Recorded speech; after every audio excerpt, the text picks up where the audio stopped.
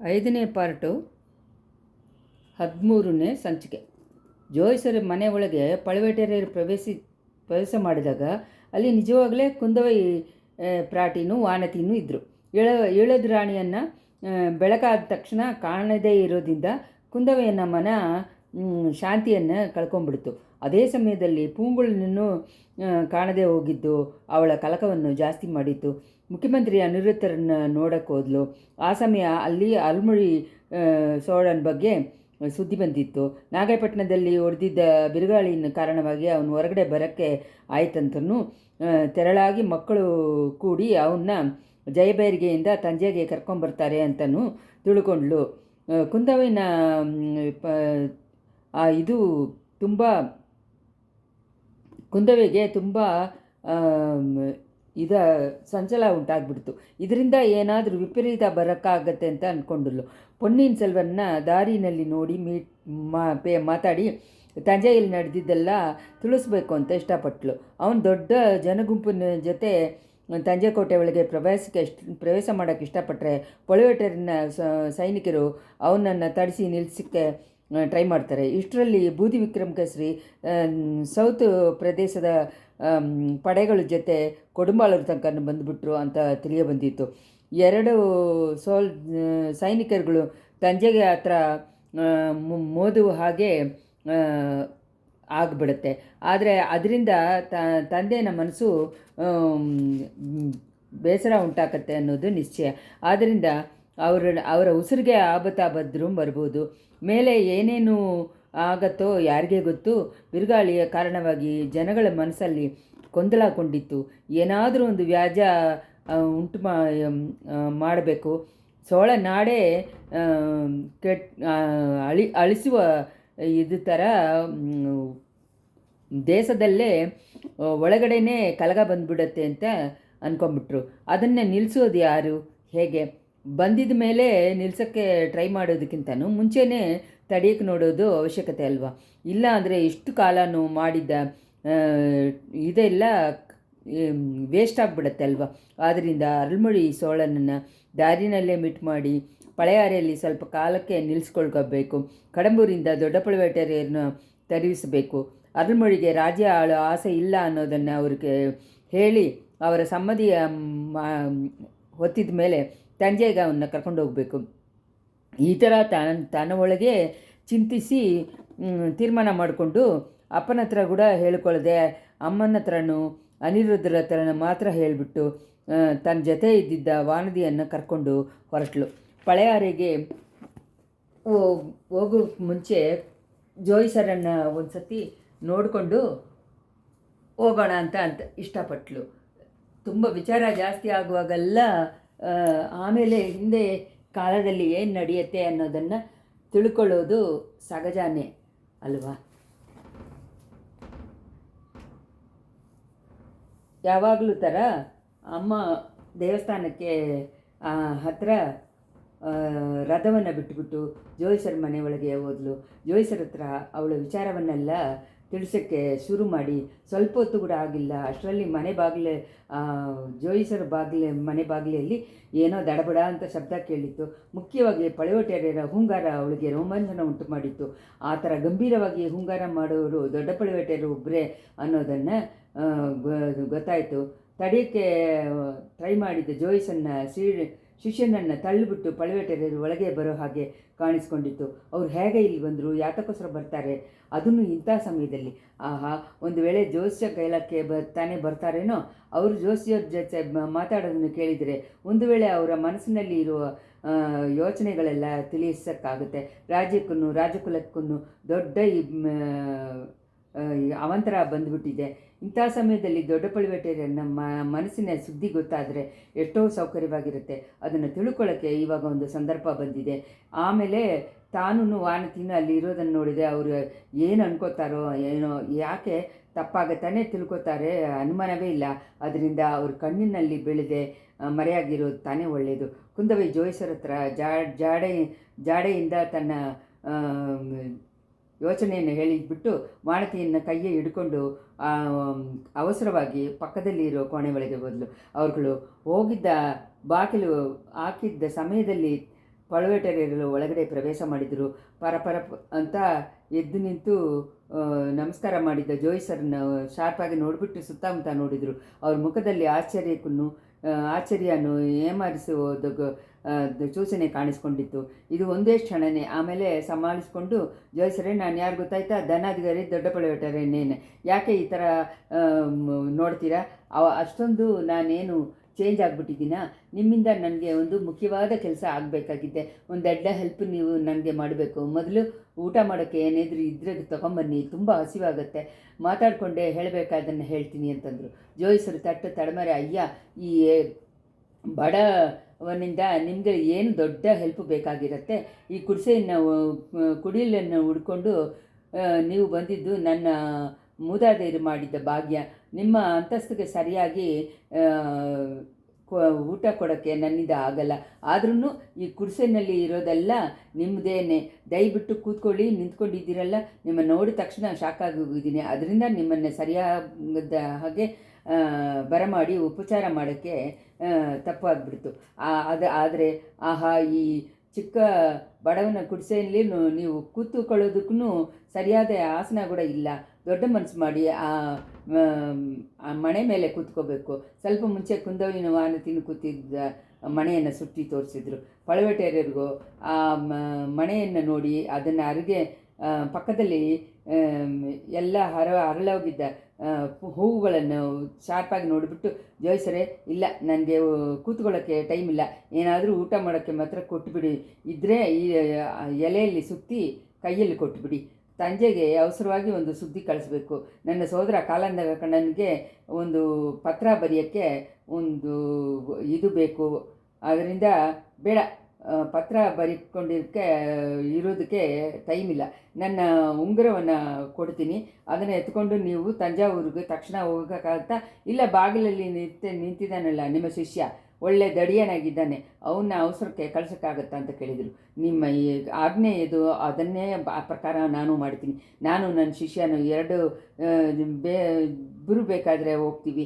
ಆದರೆ ಬದಿ ದೊಡ್ಡ ಮನಸ್ಸು ಮಾಡಿ ಸ್ವಲ್ಪ ಹೊತ್ತು ಈ ಬಡವನ ಕುಡಿಸೆಯಲ್ಲಿ ಕೂತ್ಕೊಂಡು ಈ ಚಿಕ್ಕವನ್ನು ಕೊಡುವ ಊಟವನ್ನು ನೀವು ಊಟ ಮಾಡಿಬಿಟ್ಟು ಹೋಗಬೇಕು.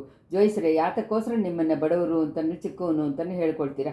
ನಿಮ್ಮ ಮನೆಯಲ್ಲಿ ಉಡ್ಕೊಂಡು ರಾಜಕುಮಾರಿಗಳನ್ನು ಯಾವಾಗಲೂ ಬರ್ತಾರೆ ಅಂತ ಕೇಳಿದ್ದೀನಿ. ನಾನು ಒಬ್ಬನೇ ನಿಮ್ಮ ಹತ್ರ ಜೋಯಿಸ ಕೇಳಕ್ಕೆ ಬರೋದ ಇರೋನು.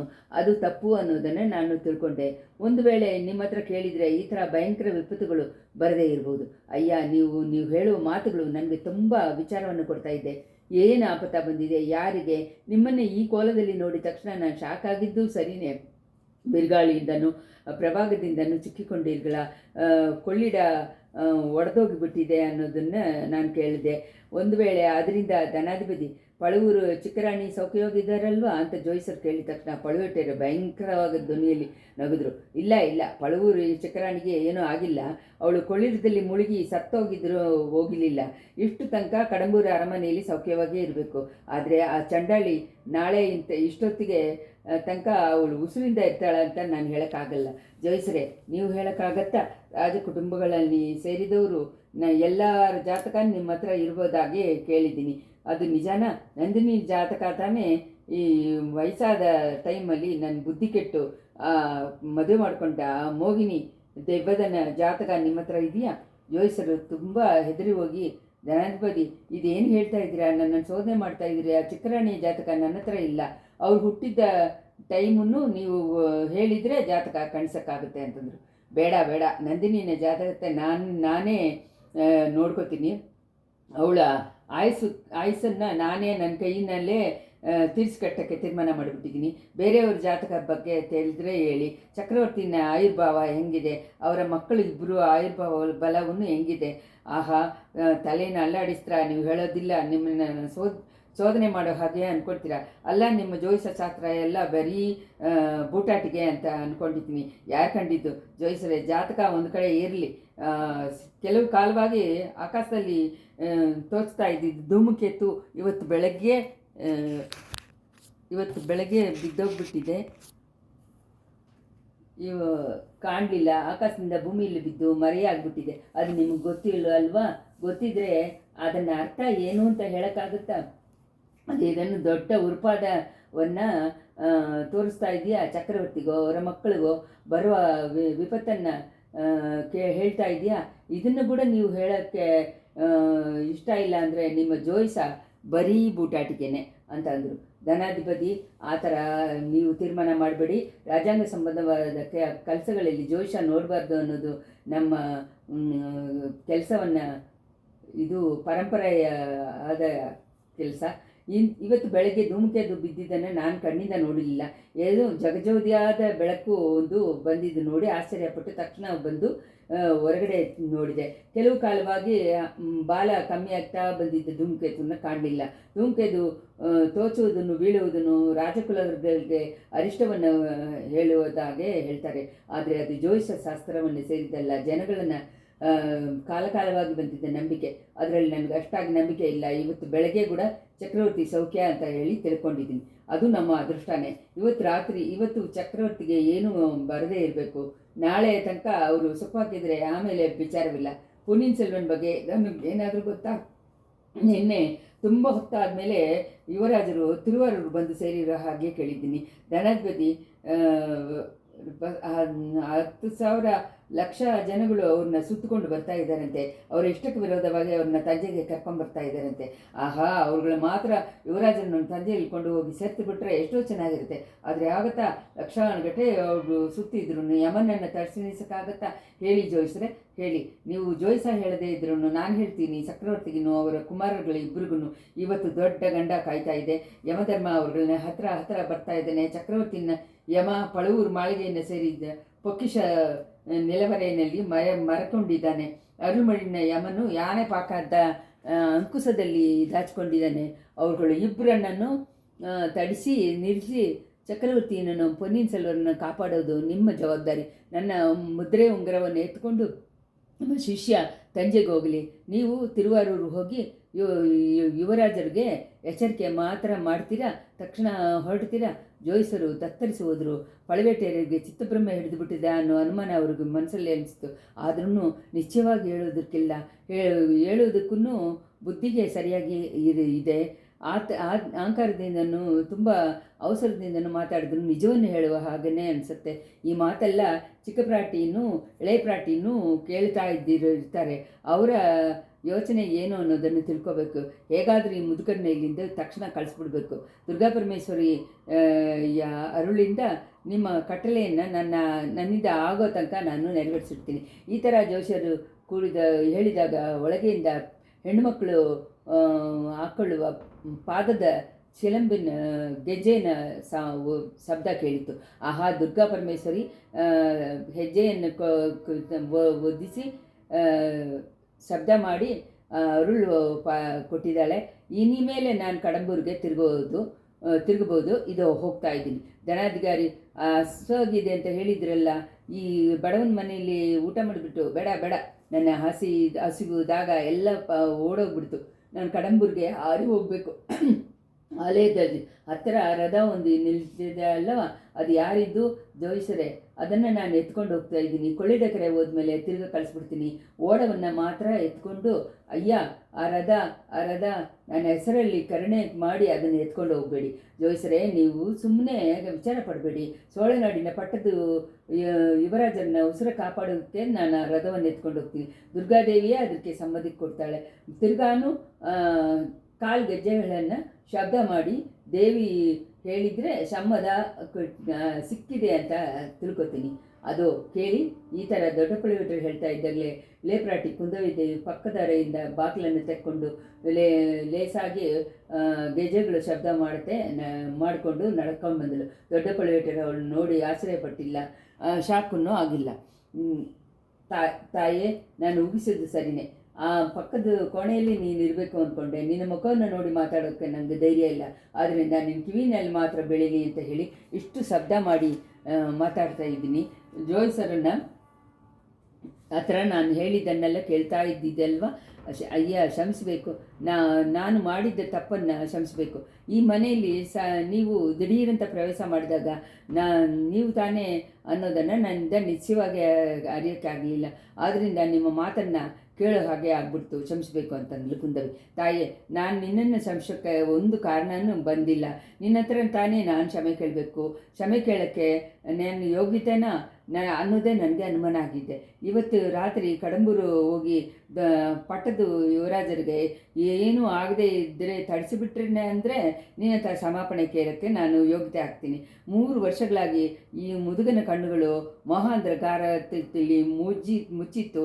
ನನ್ನ ಕಣ್ಣುಗಳನ್ನು ತೆಗೆಯೋದಕ್ಕೆ ನೀನು ಎಷ್ಟೋ ಪ್ರಯತ್ನ ಮಾಡಿದ್ಯಾ, ಎಷ್ಟೊಂದೋ ಸಿಗ್ನಲ್ ಕೊಟ್ಟೆ, ಒಂದೂ ನನ್ನ ಕಿವಿನಲ್ಲಿ ಹತ್ತಲಿಲ್ಲ. ನನ್ನ ಸಹೋದರ ಕಾಲಾಂಧ ಕಂಡನು, ನನ್ನ ಕಣ್ಣನ್ನು ತೆರೆಯೋಕ್ಕೆ ಟ್ರೈ ಮಾಡಿದ, ಅವನ ಇದನ್ನು ಫಲಿತ ಆಗಿಲ್ಲ. ನಿನ್ನೆ ದುರ್ಗಾಪರಮೇಶ್ವರಿಯನ್ನು ಕರುಣೆಯಿಂದ ಪಾಂಡ್ಯನಾಡಿನ ಸಂಚುಕಾರರಿಬ್ಬರನ್ನ ಸಂಭಾಷಣೆಯನ್ನು ಕೇಳೋ ಹಾಗೆ ಆಯಿತು. ಅದನ್ನು ಫಲನಾಗಿ ನಾನು ನಿಜವನ್ನು ತಿಳ್ಕೊಂಡೆ. ಆ ಚಂಡಾಳಿನನ್ನು, ಆ ಚದಿಗಾರೆನ, ಆ ವಿಷನಾಗವನ್ನು ನನ್ನ ಅರಮನೆಯಲ್ಲಿಯೇ ಇಟ್ಟು ಹಾಲು ಕೊಟ್ಟು ಸೀರಾಟಿ ಅವಳನ್ನ ಬೆಳೆಸಿದೆ. ಅವಳು ನನ್ನ ಕುಲದ್ರೋಗಿಯಾಗಿ ಮಾಡಿಬಿಟ್ಲು, ರಾಜದ್ರೋಗಿ ಆಗಿಬಿಟ್ಲು. ಸೋಳನಾಡಿನ ಪಕ್ಷದಿಂದ ಎಲ್ಲ ಚಿನ್ನವನ್ನು ಎತ್ತಿ ಪಾಂಡ್ಯನಾಡಿನ ಸಂಚುಕಾರರ ಹತ್ರ ಕೊಟ್ಲು. ಅದಕ್ಕೆ ನಂದಿನಿನ ಇವತ್ತು ರಾತ್ರಿ ಕಳೆಯೋ ಒಳಗೆ ನನ್ನ ಕೈಯಿಂದಾನೆ ಕೊಂದರೆ ಹೊತ್ತು ನನ್ನ ಮನಸ್ಸಿನಲ್ಲಿ ಉರಿಯೋ ಬೆಂಕಿ ಆರೋದಿಲ್ಲ. ಈ ಥರ ಪಳವೇಟರು ಹೇಳಿ ಬಂದಾಗ ಅವರು ಸ್ವಲ್ಪನೂ ಎದುರು ನೋಡದೇ ಇರೋ ಒಂದು ಕಾರ್ಯವನ್ನು ಕುಂದವಿ ಮಾಡಿದಳು. ದಿಢೀರಂತ ಅವರು ಕಾಲಲ್ಲಿ ಬಿದ್ದಲು. ಪಳವೇಟರು ಏನು ಮಾಡೋದು ಅಂತ ಗೊತ್ತಿಲ್ಲದೆ ಹಂಗೆ ನಿಂತಾಗ ಇಳೆಪ್ರಾಟಿ ಎದ್ದು ನಿಂತರು. ಅಯ್ಯ, ನನಗೆ ಒಂದು ವರ ಕೊಟ್ಟು ಅರಳಬೇಕು ಅಂತಂದ್ಲು. ಯುವರಾಣಿ, ನನ್ನನ್ನು ಶೋಧನೆ ಮಾಡಿದ್ದೀಯಾ ಅನಿಸುತ್ತೆ. ಬೇಡ, ನನ್ನ ಪಾಪದ ಕೆಲಸದಿಂದ ಎಷ್ಟು ಭಯಂಕರವಾದದ್ದು ಅನ್ನೋದು ನಾನು ತಿಳ್ಕೊಂಡೆ. ಅವುಗೆ ಏನು ಪ್ರಾಯಶ್ಚಿತ್ತ ಮಾಡಿಕೊಳ್ಳೋದು ಅನ್ನೋದನ್ನೇ ಯೋಚನೆ ಮಾಡ್ತಾಯಿದ್ದೀನಿ. ಅದಕ್ಕೆ ಮುಂಚೆ ಇವತ್ತಿನ ಗಂಡದಿಂದ ಸೋಳಕುಳವನ್ನು ಸೇರಿದ 3 ಜನರನ್ನು ತಪ್ಪಿಸಬೇಕು. ನಿನ್ನ ತಂದೆಗೂ ಸೋದರರುಗಳನ್ನು ಇವತ್ತು ಕಷ್ಟ ಏನು ಬರದೇ ಇರಬೇಕು. ಅದಕ್ಕೆ ನನಗೆ ಹೆಲ್ಪ್ ಮಾಡು. ಇವತ್ತು ಒಂದಿನ ಹೋಗಲಿ, ನಾಳೆ ನಾನೇ ನಿನ್ನ ಹತ್ರ ಬಂದು ನನಗೆ ದಂಡನೆ ಏನು, ಪ್ರಾಯಶ್ಚಿತ್ತ ಏನು ಅಂತ ಕೇಳ್ತೀನಿ ಅಂತಂದರು. ಅಯ್ಯ, ನಿಮಗೆ ದಂಡನೆ ಕೊಡೋಕ್ಕೋ ಪ್ರಾಯಶ್ಚಿತ್ತ ಹೇಳೋಕ್ಕೋ ನಾನು ಟ್ರೈ ಮಾಡಲ್ಲ.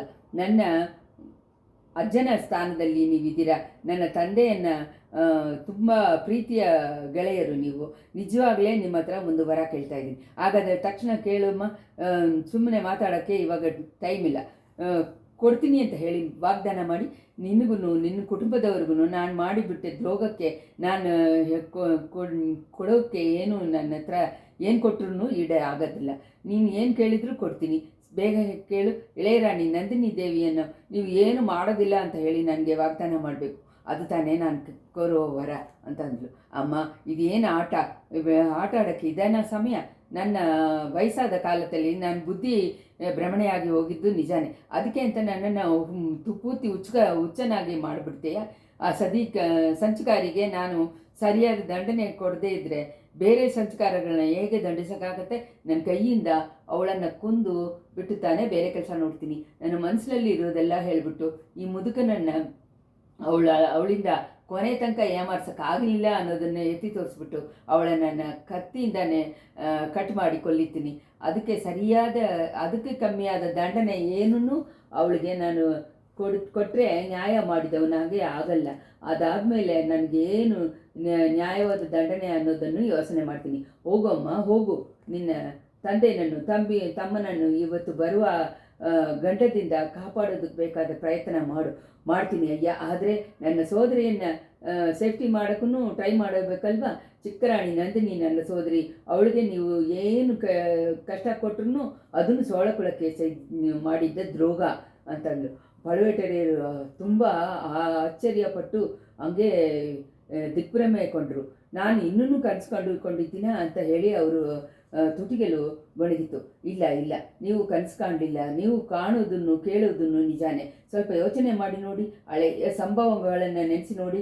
ನನ್ನ ಸೋದರ ಅರುಣ್ಮೊಳಿವರ್ಮನನ್ನು ಕಾವೇರಿ ಇಲ್ಲ ಮುಳುಗಿ ಹೋಗದೆ ಒಂದು ಅಮ್ಮ ಕಾಪಾಡಿದ್ರು. ನಿಮಗೆ ನೆನಪಿದೆಯಾ? ಅವಳು ತಾನೇ ಚಿಕ್ಕರಾಣಿ ನಂದಿನಿನ ತಾಯಾರು. ಚಿಕ್ಕರಾಣಿಯನ್ನು ನೀವು ಮದುವೆ ಮಾಡ್ಕೊಂಬಂದು ಅರಮನೆಗೆ ಕರ್ಕೊಂಬಂದ ದಿನದಿಂದ ನನ್ನ ತಂದೆ ಪ್ರಜ್ಞೆ ತಪ್ಪಿ ಬಿದ್ದಿದ್ದು ನೆನಪಿಲ್ಲದೆಯಾ? ಚಿಕ್ಕರಾಣಿನ ಅಮ್ಮನನ್ನು ಕಾಣೋ ಹಾಗೆ ನೆನೆಸಿ ಚಕ್ರವರ್ತಿ ಮೂರ್ಛೆ ಆದರು. ಅವಳು ಸತ್ತೋಗ್ಬಿಟ್ಟಿದ್ದಾಳೆ ಅಂತ ತುಂಬ ಕಾಲ ಅಂದ್ಕೊಂಡಿದ್ರು. ಆದರೆ ದಿಢೀರಂತ ಚಿಕ್ಕರಾಣಿಯನ್ನು ನೋಡಿದ ತಕ್ಷಣ ಜ್ಞಾಪಕವನ್ನು ಕಳ್ಕೊಂಡ್ರು. ಪಳವೇಟರಿಗೆ ಬೇರೆ ಕೆಲವು ಸಂಭವಗಳನ್ನು ನೆನಪಿಗೆ ಬಂದು ಮಧ್ಯರಾತ್ರಿ ನಂದಿನಿ ಅವ್ರನ್ನ ಸುಂದರ ಚಕ್ರವರ್ತಿ ಮುಂದೆ ಕೊಂಡೋಗಿ ನಿಲ್ಲಿಸಿದನು. ಅವಳ ಕಂಡು ಚಕ್ರವರ್ತಿ ಕೂಗಿದ್ದನು. ಅದಕ್ಕೆ ನಂದಿನಿ ಕಪ್ಪಿಸಿ ಹೇಳಿದ ಕಾರಣಗಳನ್ನು ಅವ್ರಿಗೆ ಆವಾಗ ನೆನಪಿಗೆ ಬಂತು. ತಾಯೇ, ನೀನು ಮಾತಾಡೋದು ಆಟ ಅಲ್ಲ ಅನ್ನೋದನ್ನು ನಾನು ಫೀಲ್ ಮಾಡ್ತೀನಿ. ವಿಧಿನ ಆಟನೇ ಎಷ್ಟು ವಿಚಿತ್ರವಾಗಿದೆ. ಚಿಕ್ಕರಾಣಿ ನಿನ್ನ ಅಕ್ಕ ಅಂದರೆ ಆದಿತ್ಯ ಕರಿಗಾಲನು ಅವಳು ಸಹೋದರಿ ಆಗ್ತಾಳೆ. ಈ ಸಂಬಂಧ ಮಾತ್ರ ನಿನಗೂ ಮಾತ್ರ ಗೊತ್ತಾ? ಇನ್ನು ಯಾರ್ಯಾರಿಗೆಲ್ಲ ಗೊತ್ತು? ಚಕ್ರವರ್ತಿಗೆ ಗೊತ್ತಾ? ಚಕ್ರವರ್ತಿ 2 ದಿವಸಕ್ಕೂ ಮುಂಚೆ ತನಕ ನನ್ನ ದೊಡ್ಡ ತಾಯಿ ಸತ್ತೋಗ್ಬಿಟ್ಟಿದ್ದ ಹಾಗೇನೆ ಅಂದ್ಕೊಂಡಿದ್ರು. ಮುಂದೆ 2 ದಿನ ಮುಂಚೆನೆ ಆ ಮುದುಕಿ ಸೀದಾ ಬಂದು ನಿಂತಾಗ ಕೂಡ ದೆವ್ವ ಅಂದ್ಕೊಂಡು ದೀಪವನ್ನು ಎತ್ತಿ ಹಾಕಿದ್ರು. ಆಮೇಲೆ ತಾನೇ ನಂಬಿದ್ರು ಅಂತ. ಅದ್ರ ಬಗ್ಗೆ ನಾನು ಕೇಳಲಿಲ್ಲ ಅಮ್ಮ. ಚಿಕ್ಕರಾಣಿ ತನ್ನ ಸೋದರಿ ಅನ್ನೋದನ್ನು ಕರಿಗಾಲನಿಗೆ ಗೊತ್ತಾ? ಅವನಿಗೆ ಇಷ್ಟರಲ್ಲಿ ತಿಳಿದಿರಬೇಕು. ನನಗೆ ಆ ವಾಣರ್ಗುಲತ್ತು ಯುವಕ ಒಬ್ಬರು ಪತ್ರ ಕೊಟ್ಟು ಕಳಿಸಿದ್ರು. ಅವ್ರ ಹತ್ರ ನಾನು ಹೇಳಿ ಕಳಿಸಿದ್ದೆ. ಆಹಾ, ವಂದಿತೇವನ್ ಒಲವರನ್ನ ಹೇಳ್ತಾ ಇದೆಯಾ? ಹೌದಯ್ಯ, ಅವನು ಕರಿಗಾಲನ ಹತ್ರ ಹೇಳಿರ್ತಾನೆ ಅಂತ ಅನಿಸ್ಲಿಲ್ಲ. ಹೇಳಿದ್ರೂ ಕರಿಗಾಲ ನಂಬೋದಿಲ್ಲ. ನನಗೆ ನಂಬಿಕೆ ಉಂಟಾಗಲಿಲ್ವಲ್ಲ, ಅವನೇ ಹೇಗೆ ನಂಬ್ತಾನೆ? ಚಿಕ್ಕರಾಣಿಗೆ ಈ ವಿಷಯ ಗೊತ್ತಿರೋಕ್ಕೆ ಆಗಲ್ಲ. ಗೊತ್ತಿದ್ರೂ ಪ್ರಯೋಜನವಿಲ್ಲ. ಚಂಚುಕಾರರು ಬೇರೆ ವಿಧದಲ್ಲಿ ಅವರ ನೋಕವನ್ನು ನೆರವೇರಿಸ್ಕೊಳ್ಳೋಕ್ಕೆ ನೋಡ್ತಾರೆ. ಇವತ್ತು ರಾತ್ರಿ ಅದಕ್ಕೆ ಕಟ್ಟಾಯ ಟ್ರೈ ಮಾಡ್ತಾರೆ. ಅಮ್ಮ, ನೀನು ಹೇಳಿದ್ದ ಸುದ್ದಿಯಿಂದ ನನ್ನ ಜವಾಬ್ದಾರಿ ಇನ್ನೂ ಭಯಂಕರವಾಗ್ತಾ ಇದೆ. ಚಿಕ್ಕರಾಣಿ ನಂದಿನಿ ಸೋದರ ಹತ್ತಿ ಮಾಡದೆ ಸೇಫ್ಟಿ ಮಾಡೋ ಕರ್ತವ್ಯ ನನಗೆ ಉಂಟಾಗತ್ತೆ. ನಾನು ತಕ್ಷಣ ಕಡಂಬೂರು ಹೋಗ್ತೀನಿ. ನೀವು ಬಂದ ರಥದನ್ನು ಎತ್ಕೊಂಡು ಹೋಗ್ತೀನಿ. ಚಕ್ರವರ್ತಿಗೂ ಪೊನ್ನಿಯಿನ್ ಸೆಲ್ವರ್ಗೂ ಏನು ಆಗದೆ ಕಾಪಾಡೋದು ನಿನ್ನ ಜವಾಬ್ದಾರಿ ಅಂದರು. ಅಯ್ಯ, ನೀವು ವಿಚಾರ ಪಡಬೇಡಿ, ನಾನು ತಂಜೆಗೆ ಹೊರಡ್ತಾ ಇದ್ದೀನಿ. ಪಳೆಯಾರೆಯಿಂದ ಒಂದು ವಾಹನ ತರಿಸ್ಕೊಂಡು ಹೋಗ್ತೀನಿ. ಪೊನ್ನಿಯಿನ್ ಸೆಲ್ವನ್ ಬಗ್ಗೆ ನೀವು ಕಿಂಚಿತ್ತೂ ವಿಚಾರ ಪಡೋದು ಬೇಕಾಗಿಲ್ಲ. ಅವನು ಹುಟ್ಟಿದ ದಿನಾನು ಹೊತ್ತನ್ನು ಅವನ್ನ ಸೇಫ್ಟಿ ಮಾಡುತ್ತೆ ಅಂದನು. ಹೆಣ್ಣೆ, ಜೋಯಿಸವನ್ನು ನಂಬಿ ಅಜಾಗ್ರತೆಯಾಗಿ ಇದ್ದು ಬಿಡ್ಬೇಡ. ಜೋಯಿಸರು ಅವಳು ಮನಸ್ಸಿನ ಒಳಗೆ ನಿಜ ಗೊತ್ತಿದ್ದರೂ ಹೊರಗಡೆ ಹೇಳೋಕ್ಕಾಗಲ್ಲ. 2 ಅರ್ಥ ಬರೋ ಹಾಗೆ ಏನಾದರೂ ಹೇಳಿರ್ತಾರೆ. ಕಾರ್ಯ ನಡೆದ ಮೇಲೆ ಮುಂಚೆನೇ ಹೇಳಿಲ್ವಾ ಅಂತಾರೆ. ಜೋಯಿಸವನ್ನು ನಂಬಿದ್ರು ಈ ಜೋಯಿಸ ಕಾರ್ಯಗಳನ್ನು ನಂಬಬಾರ್ದು ಅಂತ ಹೋಗೋ ಜಾಗದಲ್ಲಿ ಒಂದು ಮಾತನ್ನು ಬಿಟ್ಬಿಟ್ಟು, ಒಂದು ಬಾಣವನ್ನು ಬಿಟ್ಬಿಟ್ಟು ಪಳವೇಟೆಯರು ಹೊರಗಡೆ ಹೋದರು. ಅವರು ಆ ಕಡೆ ಹೋಗಿದ್ದ ಕೆಲವು ನಿಮಿಷಕ್ಕೆಲ್ಲ ಆಳ್ವಾರ್ ಕಡಿಯಾನ ಒಳಗೆ ಪ್ರವೇಶ ಮಾಡಿದ. ಹೌದು, ಧನಾಧಿಕಾರಿ ಹೇಳಿದ್ದನ್ನು ನಾನು ಆಮೋದಿಸ್ತೀನಿ. ಜೋಯಿಸವನ್ನು ನಂಬಿದ್ರೂ ಜೋಯಿಸ ಕಾರ್ಯಗಳನ್ನೇ ನಂಬಲೇಬಾರದು ಅಂತ ಹೇಳಿದ. ಇಷ್ಟರಲ್ಲಿ 13ನೇ ಸಂಚಿಕೆ ಮುಗಿಯಿತು.